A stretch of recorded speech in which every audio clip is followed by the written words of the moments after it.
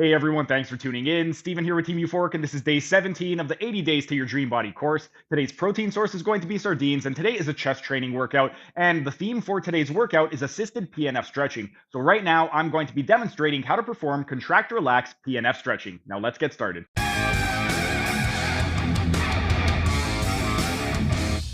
And while we are resting, let's continue with our contract relax demonstration for the PNF stretching for the medial rotators of the hip.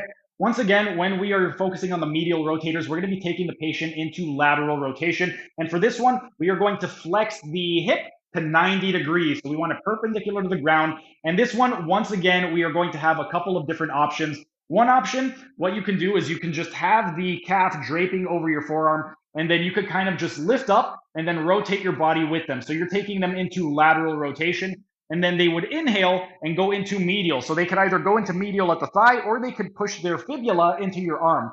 And then on the exhale, you would just go ahead, lift, lean, and they would relax, and you would take them deeper into the stretch. The second option is same as with the previous one. You could have one hand at the distal femur, one at the calcaneus. You could lift up, take them into lateral rotation, and then they could inhale and either go into medial rotation at the femur, or they can go and press the lateral malleolus of the ankle into you, and that's going to get the same effect.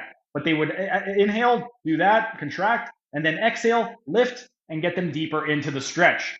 With regard to the hip being flexed to 90 degrees, this is going to shift the focus a little bit. With regard to the gluteus medius, we're still getting the anterior fibers. Now, though, we're getting a lot more of a stronger stretch because the anterior fibers of the gluteus medius are a strong medial rotator. With regard to the gluteus minimus, we're also going to be getting the anterior fibers as well as the Tensor Fascia Latae muscle. And then with the Piriformis, at this point, we're definitely getting into the Piriformis because between somewhere 60 to 90 is when it changes its orientation. So at 90 degrees, when you start going into lateral rotation, you're definitely going to be stretching the piriformis. And then some secondary muscles that are going to be getting stretched in this position are going to be a little bit of the adductor longus and a little bit of the pectineus and some minimal stretching of the gracilis. Then what we would want to do is we are going to do the same thing only at 120 degrees. So we're flexing them all the way to 120, and we could do the same two hand positions. You could either cup the thigh and then have it rest on your forearm, and we would lift, lean, get them into lateral rotation. They would inhale, go into medial rotation, or press the fibula against us, and then we would lift and lean and get a little bit deeper into the stretch.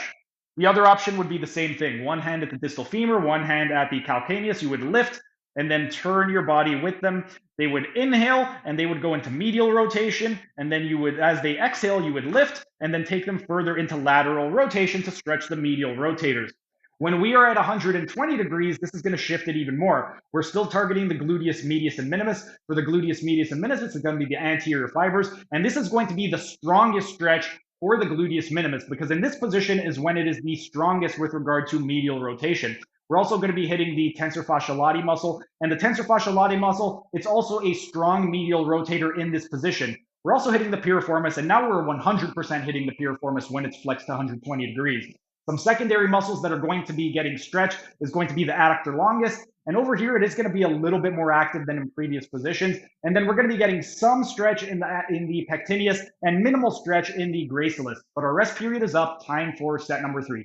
That was just a tiny taste of what can be found in my members only section. If you enjoyed it, become a member for only $5 a month to get access to hundreds of member only videos.